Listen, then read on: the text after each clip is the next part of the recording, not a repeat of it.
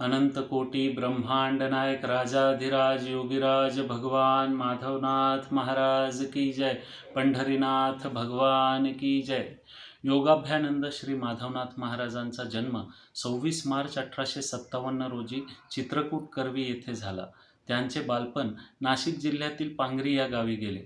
वयाच्या 10व्या वर्षीच महाराज चित्रकूटला असणाऱ्या आदिनाथांच्या गादीवर आरूढ झाले. त्यानंतर 38 वर्षे महाराजांनी अज्ञातवासात घालवले व नंतर संपूर्ण भारत भ्रमण करत लोकोद्धाराचे कार्य केले. महाराजांची महासमाधी इंदोर येथे आहे.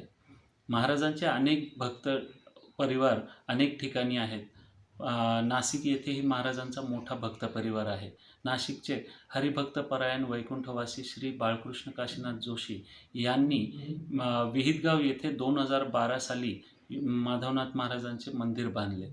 मंदिरात श्री माधवनाथ महाराज, श्री साईबाबा, श्री गजानन महाराज, श्री विठ्ठल रुक्मिणी, गोपालकृष्ण असे सुंदर मूर्ती आहेत.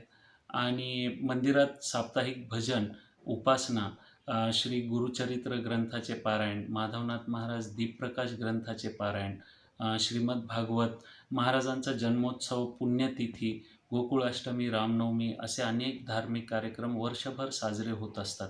रम्य अशा विहितगाव ठिकाणी आपण सर्वांनी महाराजांच्या दर्शनाचा लाभ घ्यावा ही सर्वांना विनंती. श्रीनाथ जयनाथ.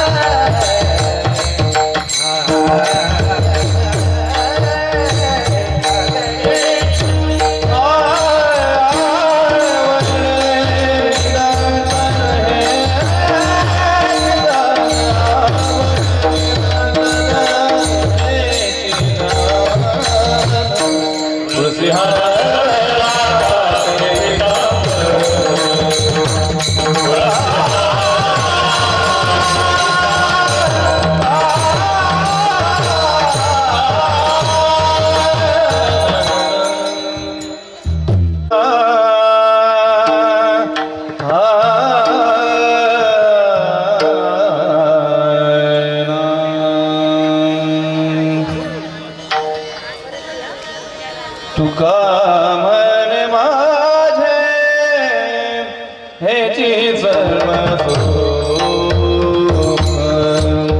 तुका मन माझे हेची सर्व सुख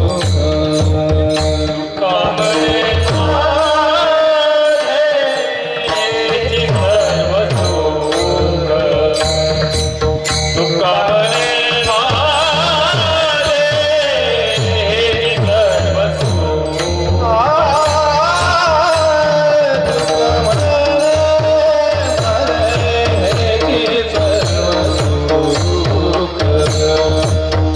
तुका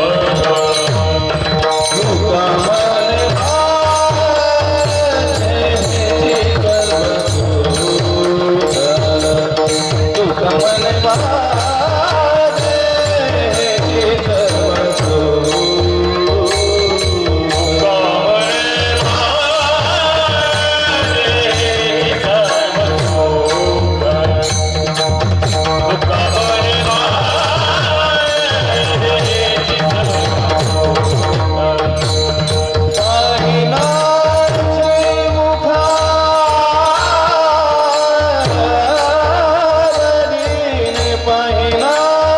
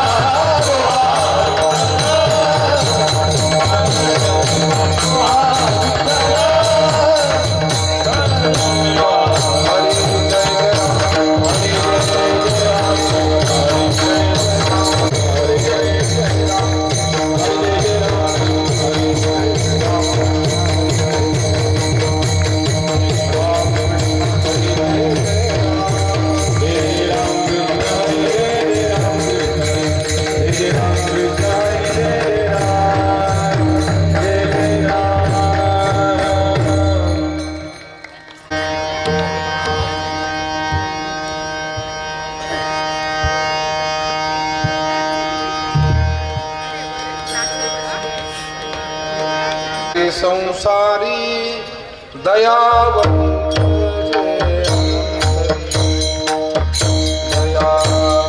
जे अंतरी दयावंत जे अंतरी धन्य ते संसारी दयावंत जे अंतरी दयावंत जे अंतरी दयावंत जे अंतरी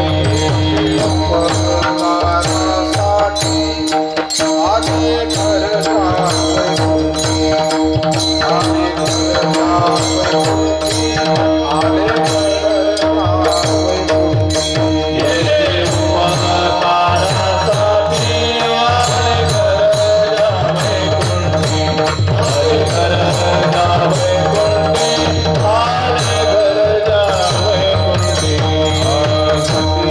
के वचन नाही देही उदासीन नाही देही उदासीन नाही देही उदासीन लटी के वचन नाही देही उदासीन नाही देही उदासीन नाही देही उदासीन दुरावानी मोठी तुका म्हणे वाव पोटी तुका म्हणे वाव पोटी तुका म्हणे वाव पोटी दुरावानी मोठी तुका म्हणे वाव पोटी तुका म्हणे वाव पोटी तुका म्हणे वाव पोटी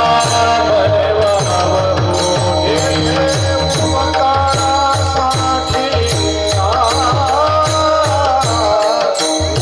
उपकारासाठी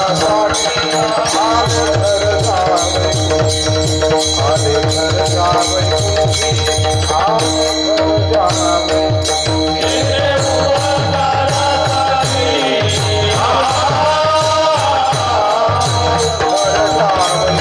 आले घर जावई आले घर जावई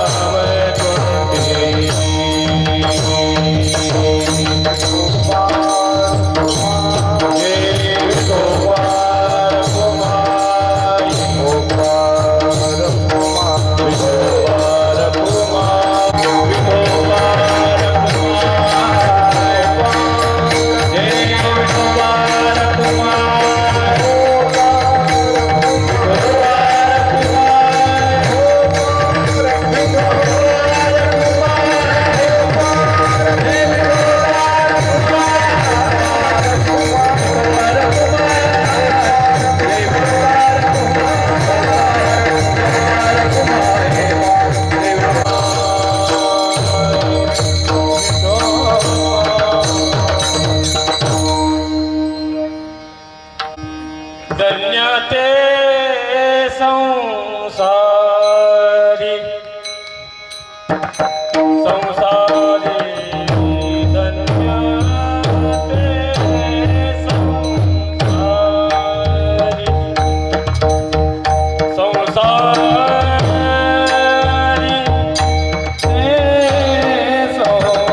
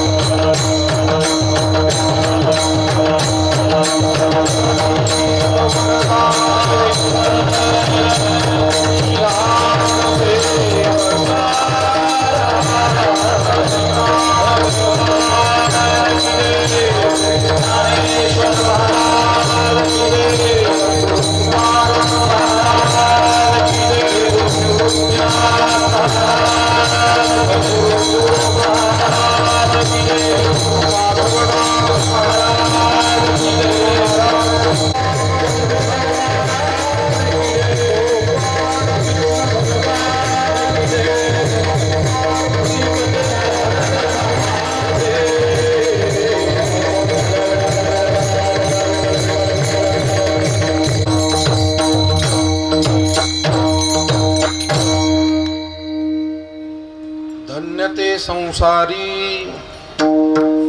दयावंत जे अंतरी येथे उपकारासाठी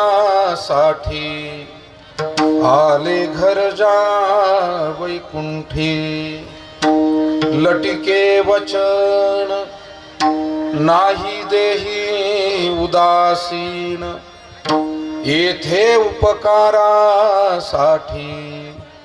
आले घर जा वैकुंठी मधुरा वाणी ओठी तुका म्हणे वाव पोटी येथे उपकारासाठी आले घर जा वैकुंठी महायोग पीठे तटे भीमरथाम वरम पुंडरीकाय दातुं मुनीन्द्रैः समागत्य तिष्ठन्तमानन्दकन्दम् परब्रह्मलिंगं भजे पांडुरंगं जयांची केलिया स्मरण होय सकळ विद्येंचे अधिकरण तेचे बंधू श्री चरण श्री गुरूंचे ते नमस्कारोनी आता मस्तक हे पाया भरी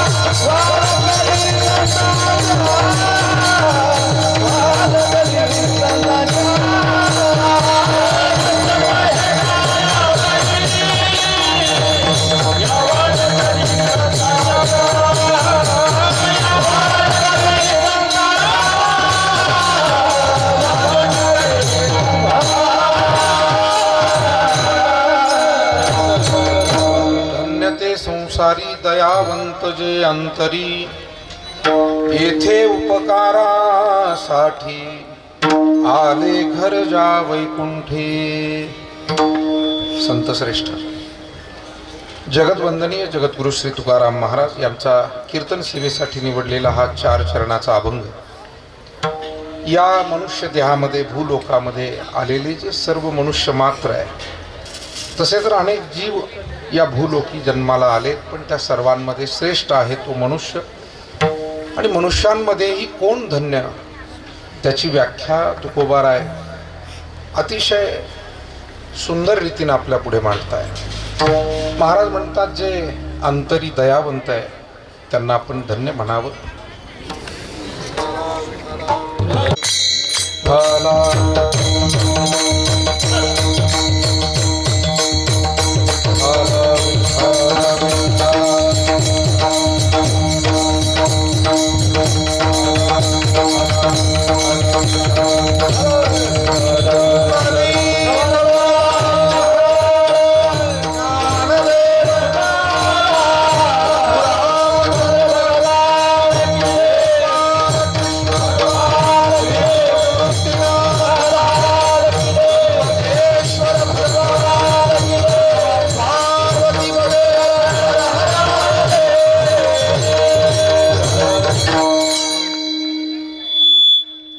तुकोबारायांनी केलेली व्याख्या ही अत्यंत श्रेष्ठ अशी व्याख्या आहे. या जगात जन्माला आलेले कोण धन्य. महाराज म्हणतात जे अंतरी दयावंत आहे केवळ उपकारासाठीच ज्यांचं इथे येणं आहे. मूळ जे वैकुंठ लोकातले देवलोकातले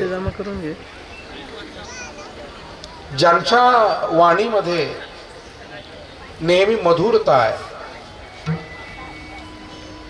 जे कधी असत्य वाणीचा विचारही करू शकत नाही त्याचा उपयोगही करत नाही जे देहभावाविषयी उदासीन आहे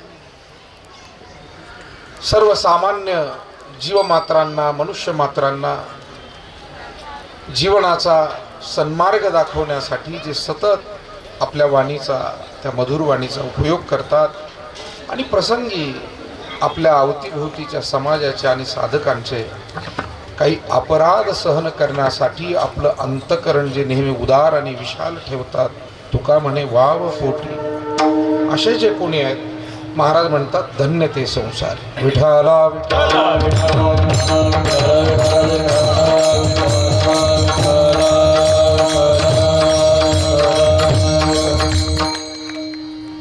आज भगवान प्रभू रामचंद्रांच्या या पुण्य पावन अशा पवित्र तीर्थभूमीमध्ये श्री क्षेत्र नाशिक विहित गाव,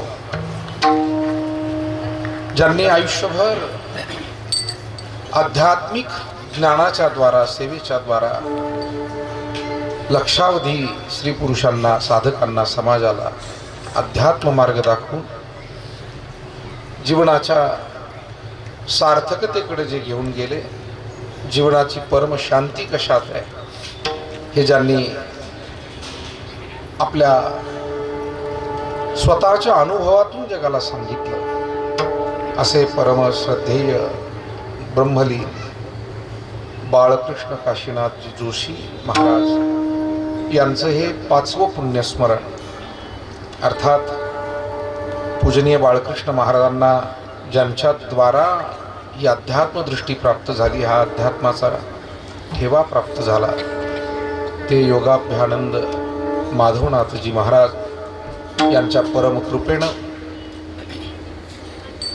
नाथपंथीय असणारी अत्यंत गोड अशी ही अध्यात्म विचारधारा त्यांनी सतत आपल्या वाणीतून समाजाला देण्याचा प्रयास केला.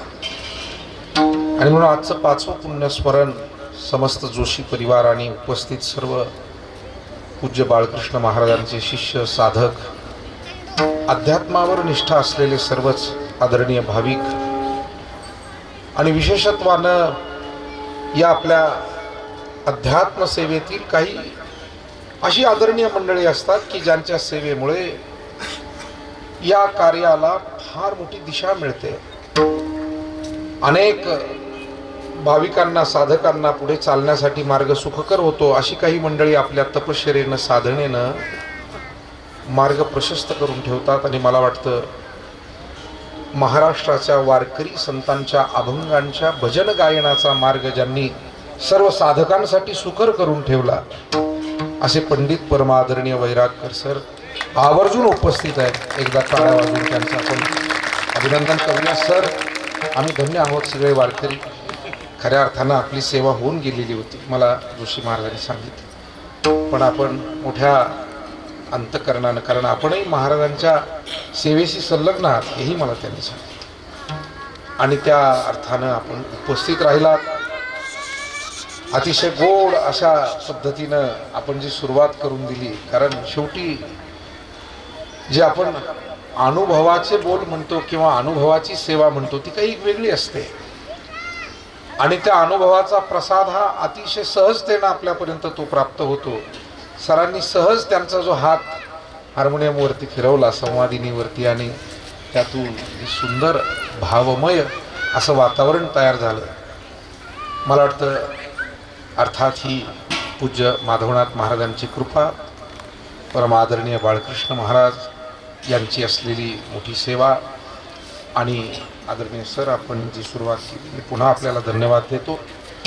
वारकरी संप्रदायातील माझी सगळी गुरुबंधू महाराज मंडळी, आदरणीय बोराडे महाराज असतील, आदरणीय किरणजी महाराज असतील, आदरणीय रवीजी महाराज असतील, या बाजूनं मृदंगाची सेवा करणारे प्रसादजी महाराज असतील, किंवा आपले आदरणीय विनयकरी बनाजी महाराज, आणि सगळी आमची विहितगाव आणि पंचक्रोशीतील भजनी मंडळी, विशेष करून विहितगाव येथील सर्व मंडळी, नाशिक या तीर्थक्षेत्रात आणि शहराच्या वेगवेगळ्या भागातून आलेली सर्व आदरणीय मंडळी, आमच्या पंढरी महाराजांची सेवा तर सतत सगळीकडे असतेच, त्यांना धन्यवाद दिले पाहिजे. आपण सगळी सुज्ञ साधक मंडळी, माता भगिनी समोर उपस्थित आहात, आणि काही सेवा आपल्याला आज भगवान प्रभू रामचंद्रांच्या, श्री गुरु निवृत्तीनाथ महाराजांच्या, माधवनाथ महाराजांच्या, बाळकृष्ण महाराजांच्या चरणी सेवा समर्पित करायची. खरं म्हणजे आत्ताचा हा जो सध्याचा 1-2 दिवसाचा कालखंड आहे, हा एक ऐतिहासिक आहे आणि अत्यंत पवित्र असा कालखंड आहे. त्याचं कारण आहे की काल 22 तारीख होती, 22 जानेवारी द्वादशी होती, सोमवार होता. आणि अशा अत्यंत पवित्र पर्व काळावरती माध्यान्ह समयाला भगवान प्रभू रामचंद्रांच्या मूर्तीची प्राणप्रतिष्ठापना अयोध्या येथे झाली. अयोध्येमध्ये आनंदोत्सव झाला, दीपावली झाली, यात नवल नाही. पण काल संबंध भारत देशामध्ये आणि जगभरामध्ये आनंदोत्सव आणि दिवाळी साजरी झाली. मला वाटतं म्हणजे लोकांच्या केवढ्या भावना त्या विषयाशी, त्या गोष्टीशी जोडल्या गेलेल्या होत्या, उत्स्फूर्तपणे काल दिसत होत्या. या पूज्य संतांच्या परमकृपेनं आम्ही आपल्या सर्व भाविकांचे प्रतिनिधी म्हणून काही मंडळी तिथे होतो.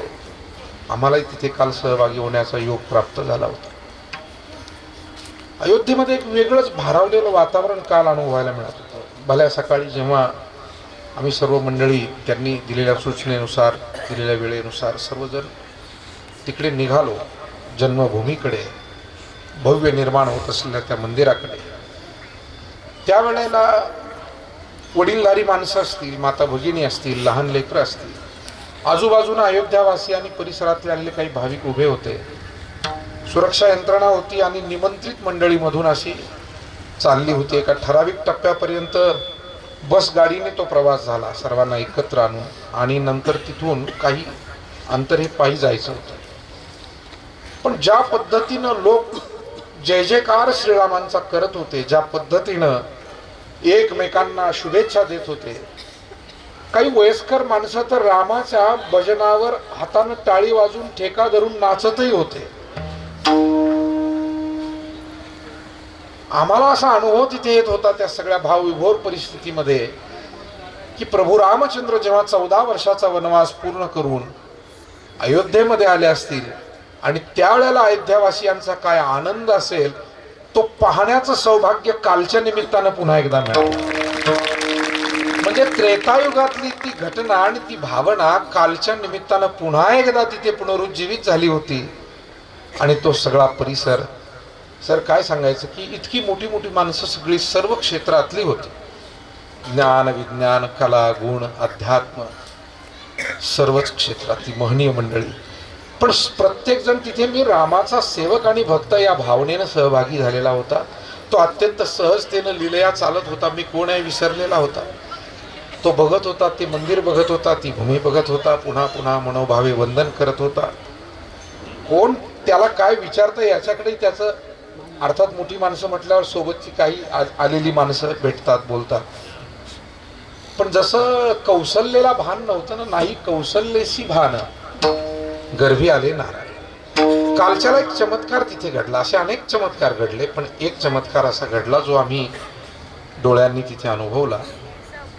अयोध्येतले लोक सांगत होते, उपस्थित लोक सांगत होते की गेले 7 दिवस तिथे सूर्यदर्शन झालेलं नव्हतं. आणि आम्ही ते 2 दिवस अनुभवलं. 2 दिवसाच्या अगोदरच्या मुक्काम, भयंकर थंडी, धुकं आणि सूर्यदर्शन झालेलं नाही. पण काल बरोबर 11 वाजेच्या नंतर जसजसा तो मंत्रविधी सुरू झाला, मंदिराच्या गर्भगृहामध्ये अगोदरची 5-6 दिवसाची सगळी पूजा अर्चा, होम हवन, यज्ञ झालेलं होतं. पण काही प्रतिष्ठापनेची मुख्य पूजा, न्यासादी कर्म, ती सुरू झाली गर्भगृहामध्ये. आणि आपोआप आभ्र बाजूला झालं, सूर्यनारायणाचं दर्शन त्यावेळेला आकाशामध्ये झालं. म्हणजे खरं तर सुरुवात प्रभू रामचंद्रांचं दर्शन हे प्रतिष्ठापनेनंतर झालं. पण ज्यांच्या वंशात ते जन्माला आलेले त्या सूर्यनारायणाचं, कारण राम हे सूर्यवंशी आहे, ध्यानात ठेवा. आणि नामदेवरायांचा अभंग आहे, उत्तम हा चैत्र मास, उत्तम हा चैत्र मास, उत्तम हा चैत्र मास, ऋतू वसंताचा दिवस, ऋतू वसंताचा दिवस, ऋतू वसंताचा दिवस, ऋतू वसंताचा दिवस, ऋतू वसंताचा दिवस, ऋतू वसंताचा दिवस. चैत्र शुद्ध ही नवमी, उभे सुरवर ते व्योमी, उभे सुरवर ते व्योमी, उभे सुरवर ते व्योमी, उभे सुरवर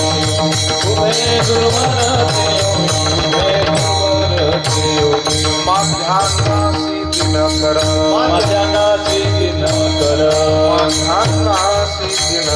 माध्यान्नासी दिनकर पळ भरी होय स्थिर पळ भरी होय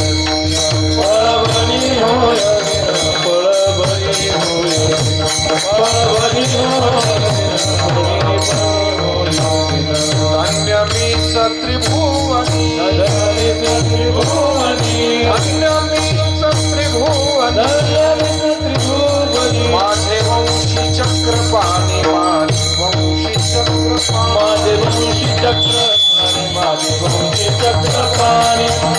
वंशी चक्रपाणी शोभित दायुषा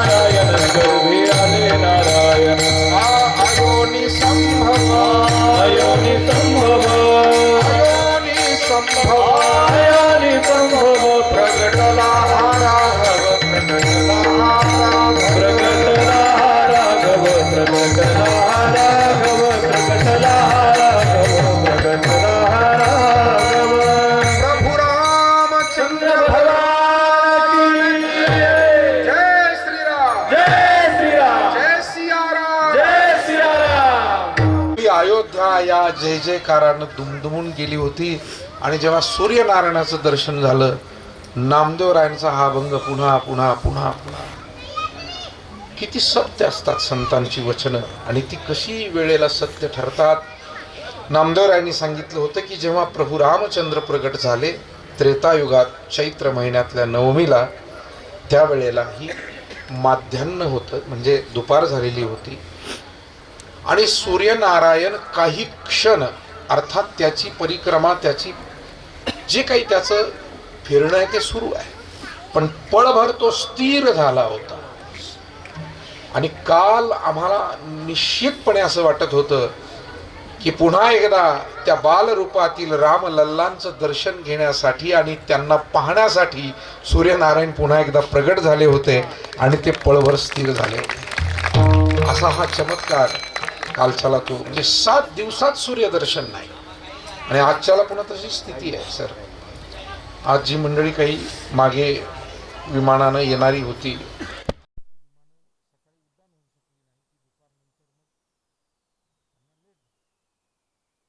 आणि म्हणून खऱ्या अर्थानं दैवी शक्ती कशाला म्हणतात. भगवान प्रभू रामचंद्राच्या या कार्यामध्ये, कुठल्याही भगवत कार्यामध्ये आपण ही सगळी ही सेवा करताय ना. आपण प्रशांतजींना विचारा, सागरजींना विचारा, काही ना काही असे अनुभव येत राहतात की जे सहज लीलया सुटतात. प्रश्न निर्माण होतो आणि तो काहीतरी कारण परत येतो, सुटतो. कुणीतरी त्यावेळेला काहीतरी निरोप घेऊन येतो, धावत येतो आणि ते सुटतात. मला वाटतं हे याला भगवत इच्छा म्हणावं, ईश्वर इच्छा बली असे. ज्या वेळेला काही गोष्टी आपल्या प्रयत्नांशिवाय सहजतेनं घडू लागतात त्या सत्कार्याला पुढे नेताना, त्यावेळेला समजायचं आहे की ईश्वरानं आपल्याला निमित्त केलंय आणि या गोष्टी आता या घडू लागल्या. 500 वर्ष अत्यंत मोठा काळ आहे. पण दुर्दैव, दुर्भाग्य की भगवान प्रभू रामचंद्रांना त्या ठिकाणी भव्य दिव्य अशा प्रासादामध्ये, वास्तूमध्ये, मंदिरामध्ये विराजमान होता आलं नाही. अनेक प्रकारची शासन प्रणाली बदलत गेली. भारत देश हा पारतंत्र्यात बराच काळ राहिला. 15व्या शतकामध्ये त्यावेळेचं जे पुरातन राम मंदिर आहे ते पाडलं गेलं. मला मोठं आश्चर्य वाटतं की तिथं काहीतरी विवादित, काही विकृत लोकांनी बांधून ठेवलेलं होतं. विवादित वास्तू होती, त्याला ढाचा असं म्हणतात. आणि ती विवादित वास्तू काही कारण परत्वे ती पडली, पण तिचं दुःख अजूनही अनेक लोकांना इतकं आहे की तो राग ते आळवतात.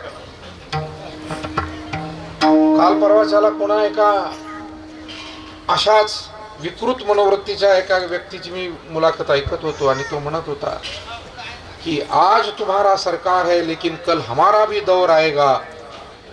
अरे तुम्हारा दौर आएगा,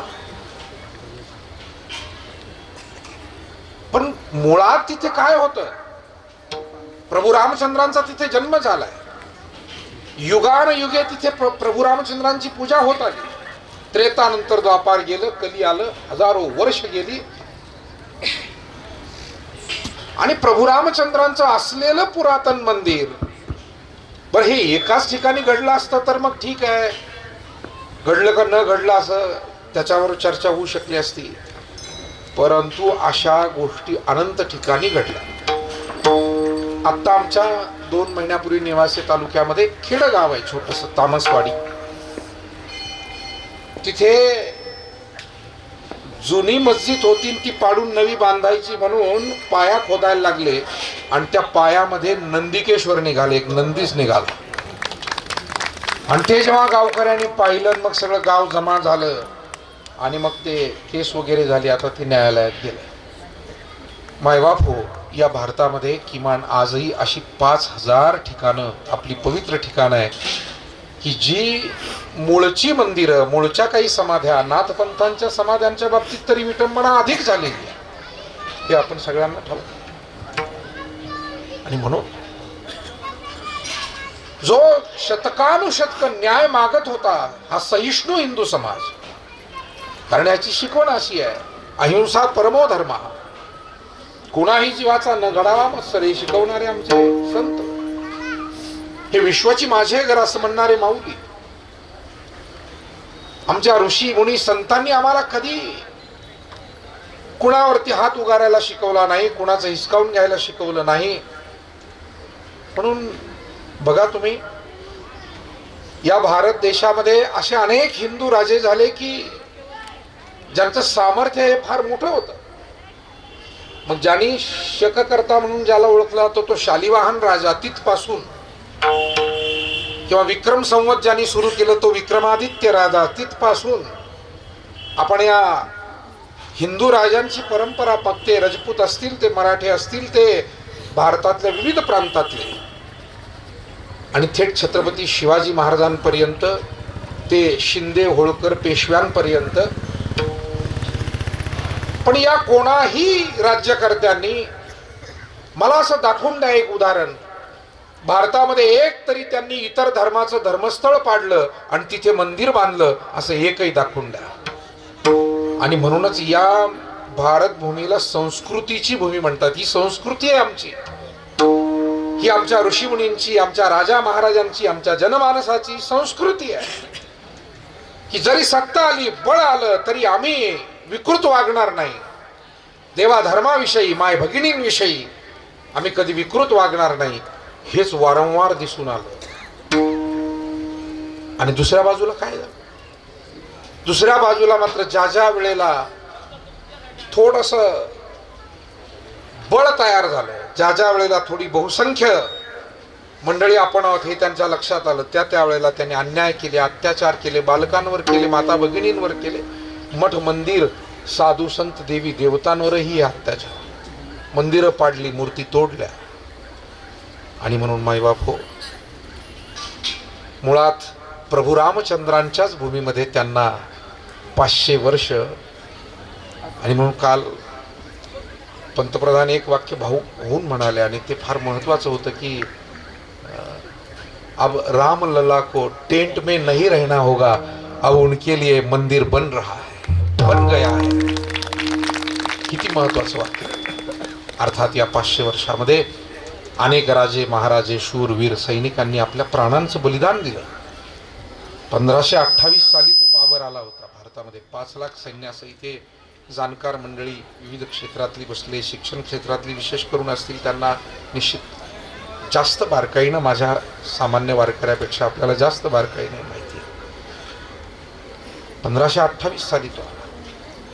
सुरुवातीला तो राजस्थान मेवाडमध्ये आला आणि मेवाडच्या राजाबरोबर त्याचं युद्ध झालं. 7 महिने तो संघर्ष चालला, परंतु तिथे काही त्याला फारसं हाती लागलं नाही. आणि मग इथे आपला विजय होत नाही असं लक्षात आल्यानंतर त्यानं मोर्चा उत्तर भारताकडे वळवला राजस्थानातून. आणि तो अयोध्येकडे चालून येतोय म्हटल्यानंतर तिथील राजे महाराजे सगळे एक झाले. पण 5 लाख सैन्य होतं.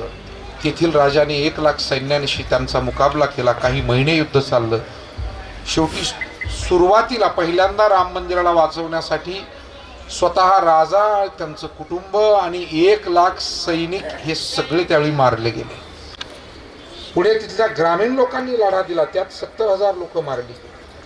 साधू, संत, नागा, संन्यासी, बैरागी याही लोकांनी लढा दिला.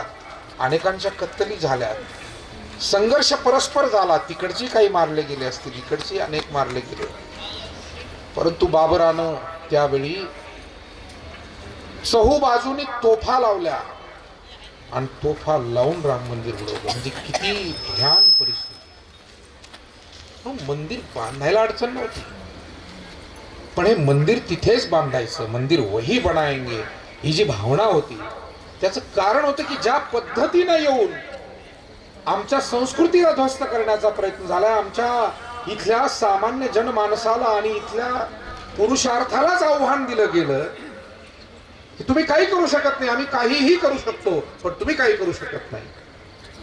आणि म्हणून तो लढा आपल्या पूर्वजांनी त्याच्यात सांगितलं मी आपल्याला. राजा महाराजापासून, शूरवीर सैनिकापासून, तरुणांपासून, वृद्धांपासून, साधू संन्याशांपासून, महिलांपासून ते थेट आपल्या आदरणीय कारसेवकांपर्यंत हा लढा असा सतत चालू राहिला.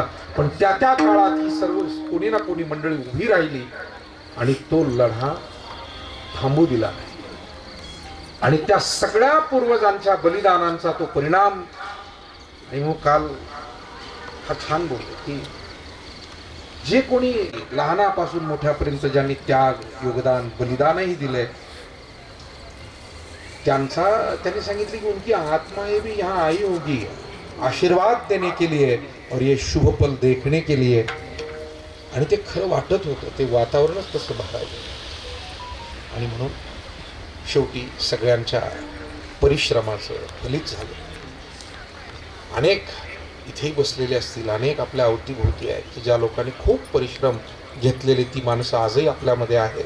पूर्वीची अनेक पिढी आपल्यातून निघून गेली, परंतु काल प्रभू रामचंद्रांची प्राणप्रतिष्ठापना अतिशय आनंदात, भावभक्तीनं त्या ठिकाणी झाली. नुसार झाले रामराज्य काय उणे आम्हास, धरणी धरी पीक गाई उळल्या राम वेळोवेळा मी गावो बिये, दळिता कांडिता जेविता घे बाईये. विठाला विठाला विठाला विठाला विठाला विठाला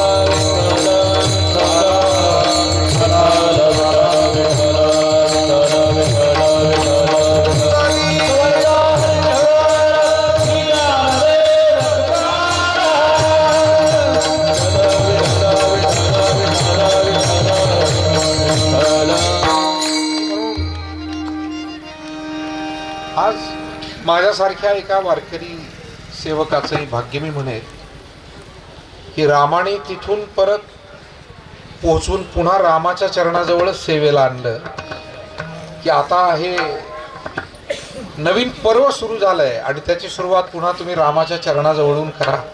नाशिकच्या नवीन पर्व एका अर्थानं सुरू झालं. आणि म्हणून मला वाटतं या पूज्य संतांनी दिलेला विचार, संस्कार तो जिवंत ठेवायचा असेल तर आपल्या अस्मिता टिकल्या पाहिजे, आपली तीर्थक्षेत्र टिकली पाहिजे, आपली ग्रंथ टिकले पाहिजे, आपल्या उपासना पद्धती चालत राहिल्या पाहिजे. समर्थ म्हणतात उपासनेला दृढ चालवावे. आपल्या सकल संतांनी उपासनेविषयी जागरूक राहायला सांगितले. भक्तवर्य नामदेवराय भगवान पांडुरंगाकडेच एके दिवशी गेले. आता भगवंताचे ते किती लढीवाळ होते हे काही वेगळं सांगायला नको. नामदेवरायांनी हट्ट धरावा, देवानी जेवण करावे. नामदेवरायांनी आग्रह करावा, देवानी दूध प्यावं. दूध पियो मोरे गोविंद लाला, गोविंद लाला गोपाल लाला दूध पियो मोरे गोविंद लाला सोने का गड़ुआ दूधने भरिया पियो नारायण आगे धरिया पियो नारायण आगे धरिया दूध पियो मोरे गोविंद लाल दूध पियो मोरे गोविंद लाल। सर तुमच्यामुळे हा संसर्गाचा परिणाम आहे बरं आमच्या वारकऱ्यांना। आम्ही इकडे तिकडे गडबडी आमच्या होत राहतात वारकऱ्या, पण कसं असतं ना ते की ज्या ज्या सहवासात आपण जातो त्या त्या सहवासाचे काही शुभ परिणाम, आणि मला वाटतं तुम्ही जी या व्यासपीठावरती सुरुवात करून दिली भक्तिमय सुरुमय श्रद्धामय, आणि कारण हे जाणीव होते त्या त्या भूमीमध्ये गेल्यावर की त्या भूमीतलं ते पूर्वीची जी ऊर्जा आणि सेवा आहे त्याचे काही चांगले परिणाम पुढच्या सेवेवरती होत राहतात, आणि मी ते इथे आल्यानंतर मला जाणवतं। विठाला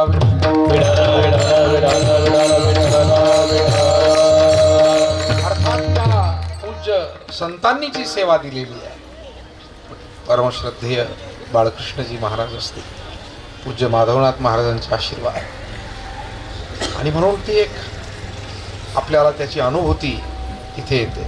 नामदेवराय अतिशय गोड लढीवाळ भक्त गेले एकदा, आणि देवाजवळ जाऊन असे चिंतित भावनेनं उभे आहे।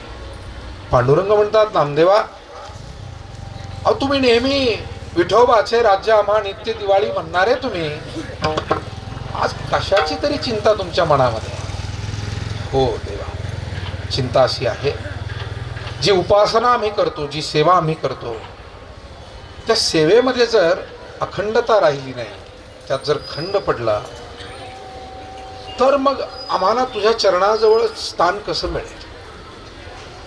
आणि म्हणून प्रभू आम्ही सामान्य माणसं, आमच्याकडनं एखाद्या वेळेला सेवा आणि उपासनेसाठी लागणारं धैर्य बळ बुद्धी ती सात्विक सर्व भावना ते पुण्य हे कमी पडू शकतं।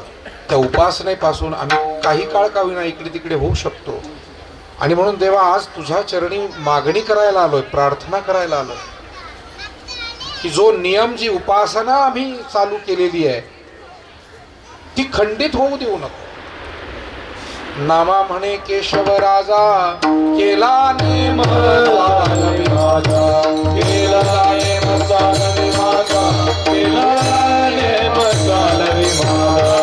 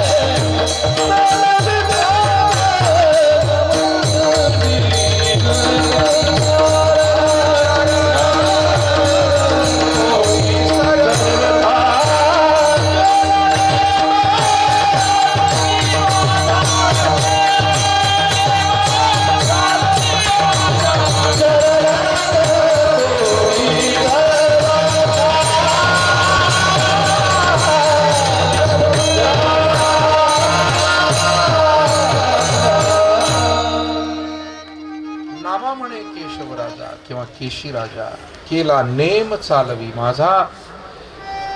आमच्या उपासना टिकल्या पाहिजे, आमचे ग्रंथ आणि ग्रंथातला विचार हा मनामनापर्यंत पोहोचत राहिला पाहिजे। आमची मंदिरं जी श्रद्धास्थान आहे की जिथे सामान्य भाविकाच्या उपासनेला तिथून सुरुवात होते। आमचे सद्गुरू महाराज ब्रह्मलीन नारायणगिरीजी महाराज म्हणायचे की सामान्य साधकाला ईश्वराचं प्रथम दर्शन हे प्रतिमेमध्ये होत असतं, असं ते म्हणायचे। तिथून सुरुवात होते। आणि म्हणून आपल्या संस्कृतीमध्ये सगुण निर्गुण हा भेद आणि वाद न ठेवता त्या दोहींचं ऐक्य मानलेलं आहे. ज्ञानोबा म्हणजे तुझं सगुण म्हणो की निर्गुण रे, आणि सगुण निर्गुण एकू गोविंद रे. ज्ञानेश्वरी ते तसंच म्हणाले, तरी व्यक्त आणि अव्यक्त हे तूच एक निभ्रांत, भक्ती पावी जे व्यक्त अव्यक्त योगे. प्रभू, व्यक्त आणि अव्यक्त हे वेगळं स्वरूप नाही आहे, हे तुझं स्वरूप आहे. आणि उपासक ज्या भावनेतून उपासना करेल. नाथ महाराजांनी तर थोडंसं कठोर भाषा वापरली. ते म्हणतात, निर्गुणी पावले सगुणी भजता, विकल्प धरिता जिव्हा जवळी.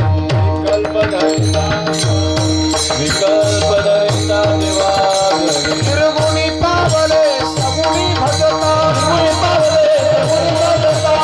निर्गुणी पावले सगुणी भजता,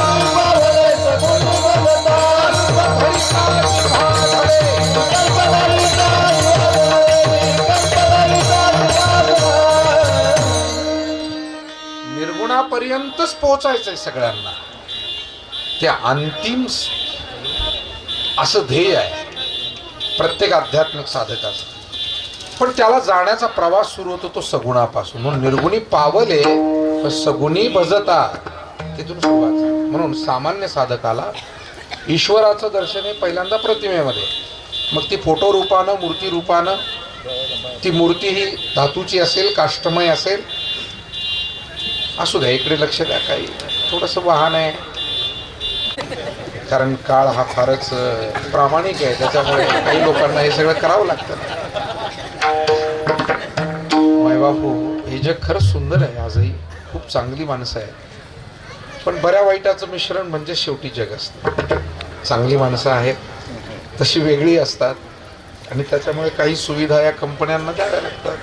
अर्थात त्या सोयी कधी कधी अशा गैरसोयी ठरतात. विठाला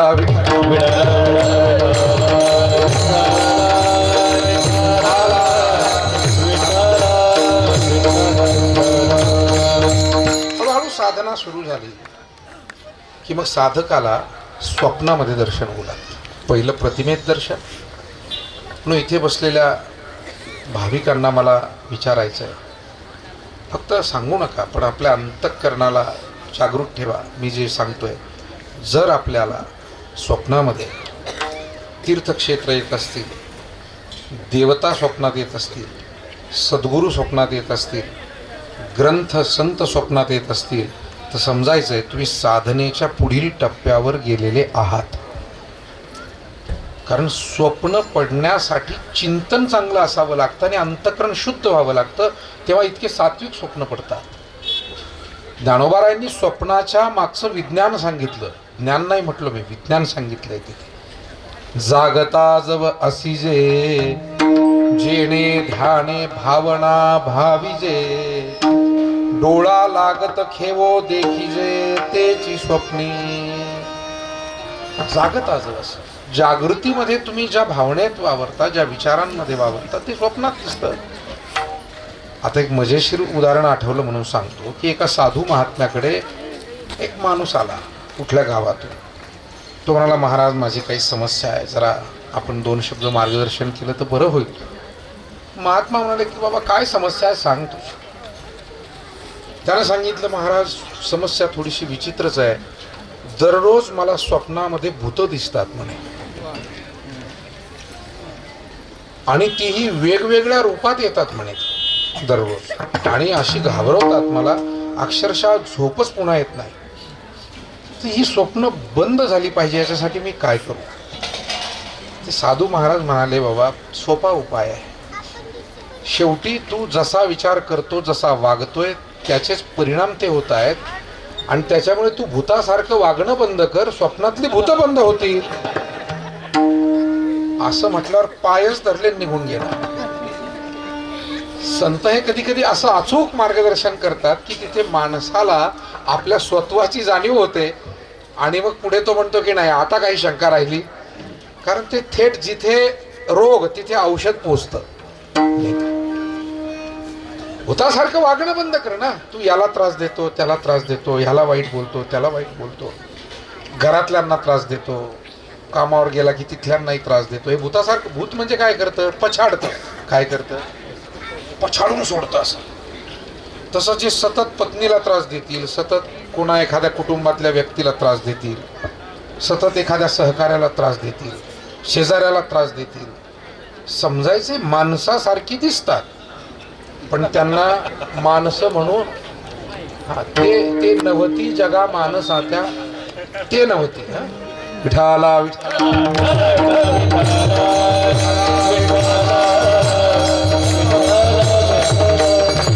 मायबाप हो, चांगली स्वप्न सुद्धा आजच्या काळामध्ये स्वस्त राहिलेली नाहीये. इतक्या या सगळ्या धकाधकीच्या काळात ज्यांचं चिंतन चांगलं आहे, ज्यांचं वाचन चांगलं आहे, ज्यांचं वर्तन चांगलं आहे, ज्यांचा संवाद चांगला आहे, ज्यांची संगत चांगली आहे, जे या सगळ्या माध्यमातून सत्संगाशी जोडलेले आहेत ना, या महात्म्यांच्या अशा सहवासातून मला वाटतं त्यांचं अंतकरण हळूहळू पवित्र होत जातं. आणि महाराज म्हणाले की तुका म्हणे चित्त करारे निर्मळ, येवोनी गोपाळ राहे तेथे. मग तो परमात्मा तिथे स्वतःहून येतो. त्याला ये म्हणावं लागत नाही. तुकोबाराय म्हटलं भाविकांना देवाला ये म्हणण्याचं कारणच पडत नाही. देवच त्यांचं घर विचार. मला सांगा शबरीच्या घरी तिच्या कुटियेमध्ये राम आले होते. आले होते ना, की प्रतीक्षा करावी लागली. आयुष्यभर प्रतीक्षा करावी लागली की कधीतरी असा वेळ येईल की माझ्या रामाचं आगमन माझ्या कुटियेमध्ये होईल, असं शबरी सतत म्हणत होती. जब मेरे राम जी का आगमन होगा, शबरी की कुटिया का पावन. येतील राम. पण मला वाटतं शबरीचाही विश्वास खरा ठरला आणि आमच्या भाविकांचाही विश्वास शेवटी खरा ठरला. शबरीलाही लोक म्हणत होते आता कशाचे राम येते, तू म्हातारी झालीस, आता कुठे राम भेटतील तुला, वेडी म्हातारी आहे म्हणायची आपल्या या भागातली. रोज काय करती तर फळं आणून ठेवती.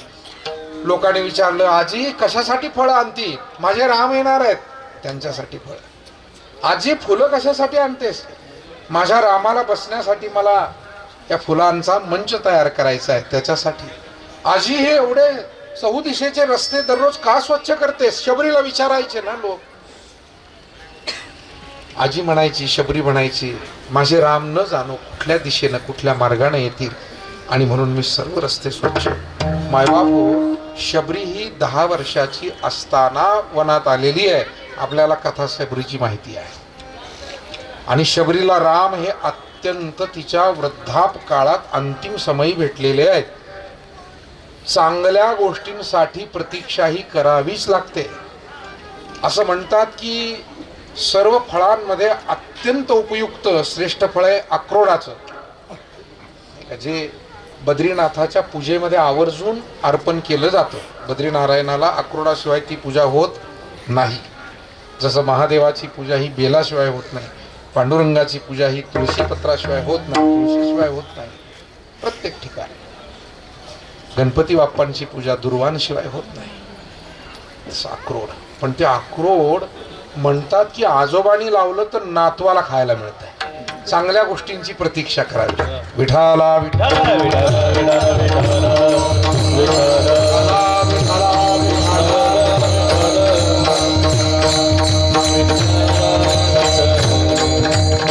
भगवान प्रभू रामचंद्र हे शबरीला भेटायला आले. फक्त ती सेवा करत राहिली.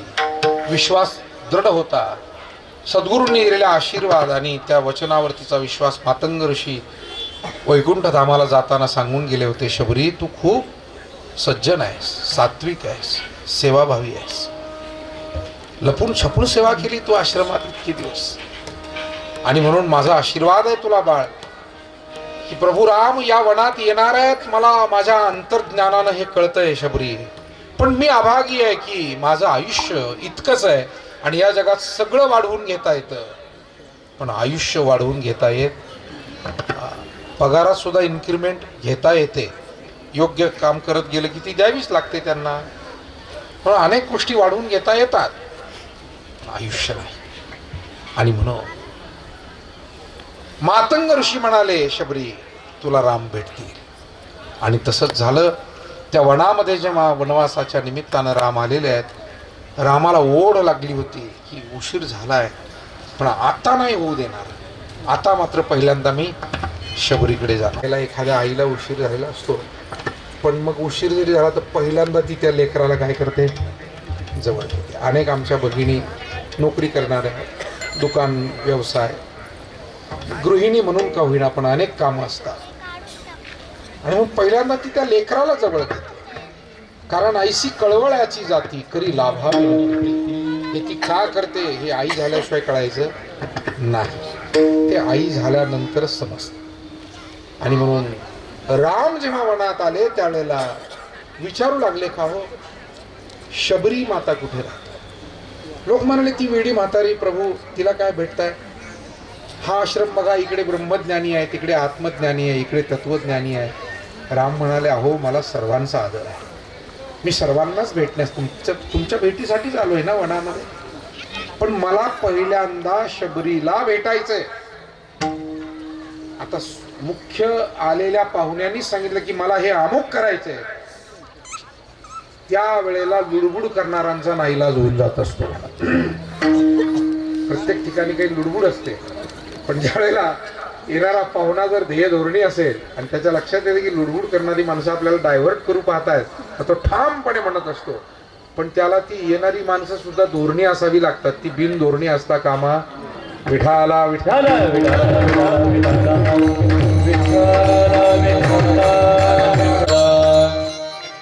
मुद्दा इतकाच आहे, राम शबरीच्या आश्रमामध्ये गेले. सुखे येतो घरा नारायण.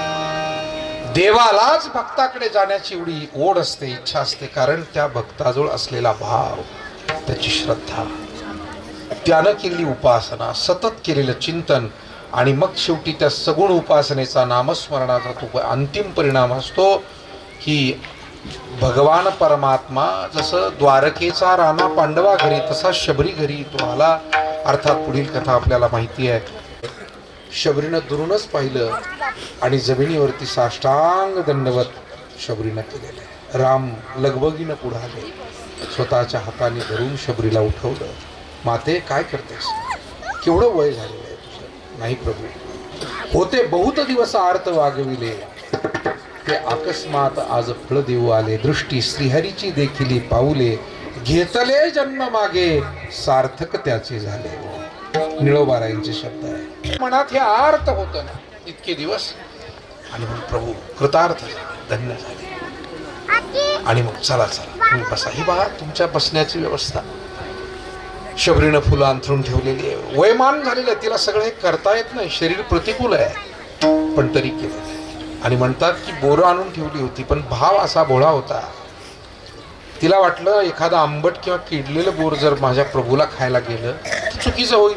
मग भोळ्या भावनेनं त्यावेळेला काय फूड टेस्टिंगची काही यंत्रसामुग्री थोडीच होती, जशी VIP लोकांचं फूड टेस्टिंग केलं जातं. मग त्यावेळेचं फूड टेस्टिंग म्हणजे आपलं नैसर्गिक साधं चाखून पाहणं. आणि म्हणून तिनं काय केलं, ती बोरं अशी काही खाऊन पाहिली. सगळीच उष्टी केली असतील असंही काही म्हणण्याचं कारण नाही, पण बहुतेक काही बोरं तिनं अशी चाखून पाहिली होती की एखादं कडू किंवा एखादं आंबट किंवा एखादं किडलेलं नको. गावरान पूर्वीची जी फळं असायची ना त्याला कीड असायची बरं का. आता जी हायब्रिडची फळं वगैरे आहेत ना त्याला कीटक सुद्धा खात नाही, आणि ते आपण माणसं खातो, आणि तेही अत्यंत चांगली आणि भारी फळं म्हणून आपण ती खातो. पण त्याला कीड का नाही आहे? बऱ्याच आत्ताच्या हायब्रिड वाहनांना कीड नाही आहे सर.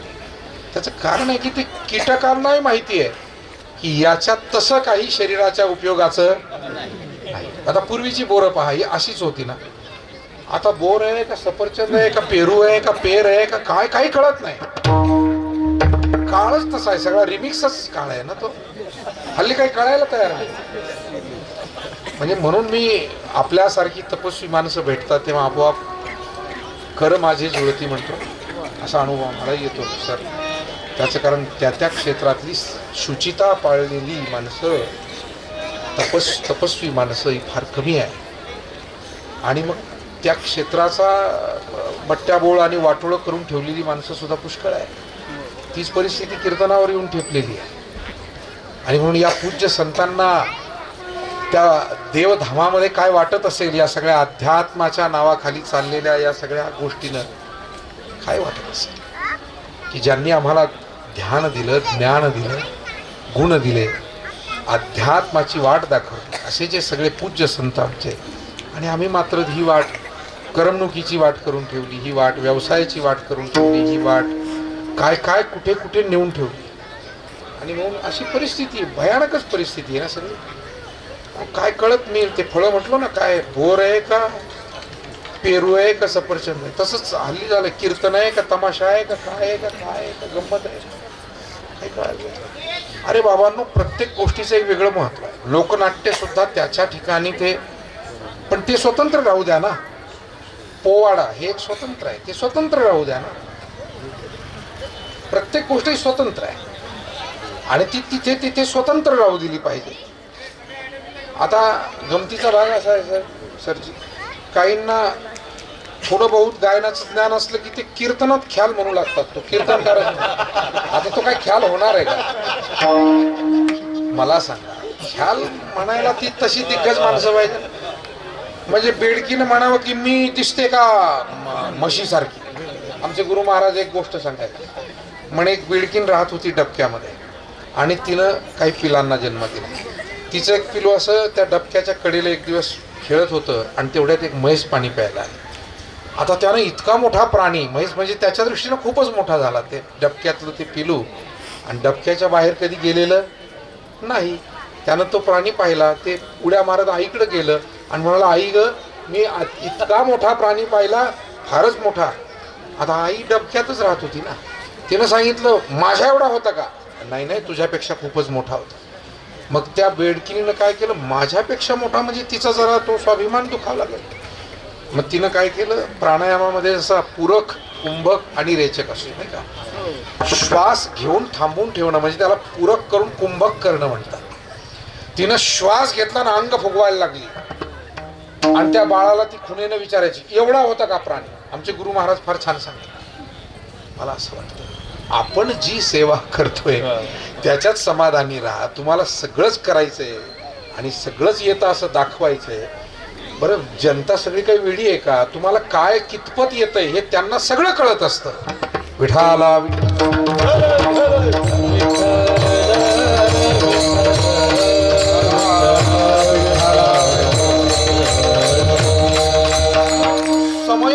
समयोजाना बलते नाना. त्या त्या ठिकाणी जे कीर्तनात निरूपण प्रधान असतं, गायन हे त्याच्या साथीला असतं, वादन गायन, आणि कीर्तनकारही स्वतः गायक असेल तरी सुद्धा त्यालाही काही मर्यादा तिथे ठेवाव्याच लागतात. की त्यानं तिथे उभं राहिल्यानंतर हे ध्यानात ठेवावं लागतं, मी आज गायक म्हणून नव्हे, कीर्तनकार म्हणून गुण गायन आवडी यासाठी मी उभा आहे. आणि हे सगळं त्याला करायचं. मी का सांगतो, शबरी मातेला जी बोरं दिली, भगवंतानं ती काहीही विचार न करता खाल्ली. तुकोबारायांनी कधीही जातीचा उल्लेख कुठे केला नाही, पण शबरीसाठी ते आवर्जून म्हणाले, उच्चिष्ट ती बोरे खाय भिल्लनीची, आवडी तयाची मोठी देवा. तुमच्या माझ्यासारख्या सगळ्या भाविकांना एक कळावं की देवाला भाव किती प्रिय असतो. मग ती अत्यंत सामान्य आदिवासी आमची माता, पण तिचा भाव एवढा श्रेष्ठ होता की देवानं तिची बोरं स्वीकारली. मला एवढंच सांगायचंय, या जगतामध्ये मानवी जीवन हे परमात्म्यापर्यंत घेऊन जाण्यासाठी काही उपासना कराव्या लागतात, काही सेवा कराव्या लागतात, काही नियम चालवावे लागतात. आणि अशी उपासना नियम सांभाळणारी जी माणसं असतात ती या भूलोकी धन्य ठरतात. अर्थात त्यांना ओळखायचं कसं? ज्यांनी नित्यनेम नामी ते प्राणी दुर्लभ, असं आपण हरिपाठामध्ये म्हणालो. मग तुकोबाराय म्हणले त्यांना ओळखायचं असं, जे तुम्हाला समाजाच्या कल्याणासाठी सतत अंतःकरणामध्ये ज्यांच्या व्यापक दयाभाव असेल, तरी दया ते ऐसी पूर्ण चंद्रिका जैसी. माऊली म्हणाले, पौर्णिमेचा चंद्रमा जेव्हा आकाशामध्ये येतो त्यावेळेला तो असं म्हणत नाही की मी सज्जनांना शीतलता प्रकाश देईल आणि दुर्जनांना देणार नाही, तो सर्वांनाच देतो. तसं महापुरुष महात्मे आपण काय त्यांच्याकडनं घेतोय, किती घेतोय हे आपल्यावरती अवलंबून आहे. शाळेमध्ये शिकवणारे आपले गुरुजी, शिक्षक, शिक्षिका, भगिनी हे काही विशिष्ट मुलांना शिकवतात का? तरी काही अपुऱ्या बुद्धीच्या पालकांचा हा आरोप असतो आमच्या मुलांकडे. तुम्ही माझ्या अनेक शिक्षिका भगिनी किंवा शिक्षक बंधूंना या गोष्टीला सामोरं जावं लागतं. आम्ही छोट्या मोठ्या आश्रमामध्ये सेवेचं काम करतो ना, ते म्हणतात महाराज तो टमक्याचा पोरगा मागून येऊन वाजवायला लागला ना, आमचं पोरग का? आता काय करायचं करायचं? शेवटी पंख कुठूनही आणता येतील, पण उडण्यासाठी लागणारी जी भावना आहे ती लागते ना, ती तिथे. आणि हे आपल्या सगळ्यांनाच माहिती आहे. आणि म्हणून तोपर्यंत काहीही झालं, म्हणजे आमचा एक बालपणी असा मित्र होता, त्याला पखवाजच शिकायचा असा अट्टास होता. आणि म्हटलं बाबा तुला नाही जमत, म्हणजे त्यानं कधीही रामकृष्ण हरी वाजू द्या, दागिना तर आडवच पडायचं, ते काही समेवर येत नव्हतं. किती सरळ म्हणणार. आता गायक वगैरे असतील, थोडंसं ताल सूर लयबद्ध, तर ते थोडंसं एकमेकांच्या स्वराशी खेळत असतात. पण तसं नाही, सरळ म्हणणार असला तरी मी म्हटलंय बा ते काही पखवाज तुझ्या नशिबात दिसत नाही. पण तो एवढा चिवट होता. अरे म्हटलं दुसरं शिक ना, अभ्यास कर, गायन शिक किंवा कीर्तन कर, प्रवचन कर, काही घरी जाऊन शेती कर, व्यापार कर, काहीतरी कर ना, याच्यातून मुक्त हो एकदा. म्हटलं तू हे किती दिवस झाले, म्हटलं आता 7-8 वर्ष झाले, आणि आयुष्य असं चाललं की तुझा अजून दागिना तर समेवर पडे ना. घडलेली गोष्ट. शेवटी तो आळंदीत गेला 2-4 वर्ष, आणि मग त्याला म्हटलं अरे आमच्याकडे सप्ताह येतो का जरा वाजवायला? तो म्हटला अरे बाबा आलो असतो, पण समस्या तीच आहे ना, दागिना तर अजून आडवाच पडतो.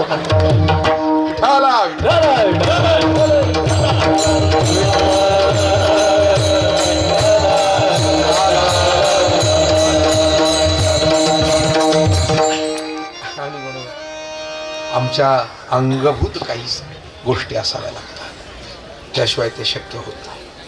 मायबाप संतांनी सर्वांवर दया सारखी केली. तुकोबाराय म्हणतात ना, दया करणे जे पुत्रासी तेची दास आणि दासी, तेची दास आणि दासी, तेची दास.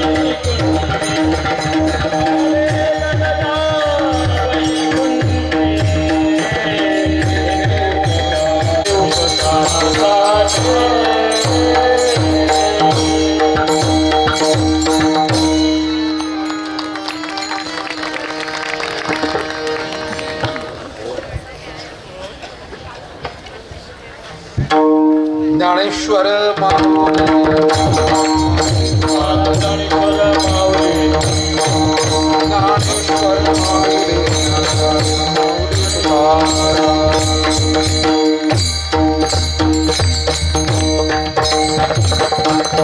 झालेली सेवा भगवंताच्या सद्गुरूंच्या प्रभू श्रीरामांच्या सकल देवता आणि संतांच्या चरणी समर्पित करूया.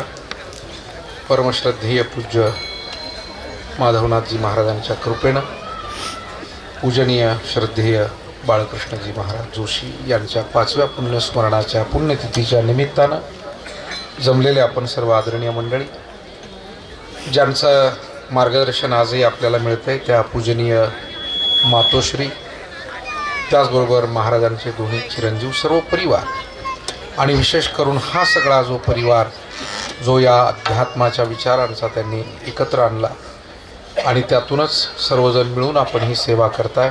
पूज्य महाराजांचे आशीर्वाद आपणा सर्वांना लाभोत अशी प्रार्थना.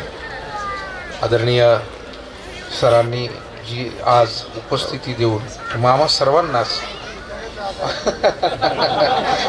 अतिशय आनंद वाटला, खूप आनंद वाटला सर. आपली उपस्थितीच पुष्कळ काही देऊन गेली आम्हाला.